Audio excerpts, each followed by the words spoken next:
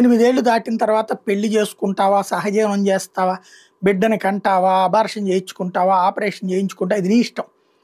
18 ఏళ్ల లోపు అమ్మాయిలకు కూడా ఇప్పుడు ప్రేమలు పుడుతున్నాయి. 5, 6 తరగతుల్లోనే ప్రేమలు పుట్టుకొస్తున్నటువంటి రోజులు. రజస్వలైన పిల్లలకి ఇటు అమ్మాయిలకి ప్రేమలు పుట్టుకొస్తున్నాయి.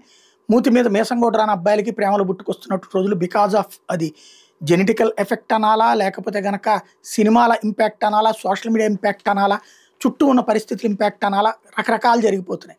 అయితే ఇద్దరికి ఇష్టపడ్డా సరే 18 ఏళ్ల లోపు ఏదైనా జరిగితే అది నేరమే అవుతుంది. ఇప్పుడు 17 సంవత్సరాల అమ్మాయి కడప జిల్లా అరవింద్ నగర్కి సంబంధించినటువంటి ప్రాంతం వొకేషనల్ జూనియర్ కాలేజీలో 17 ఏళ్ల అమ్మాయి గర్భం దాల్చింది.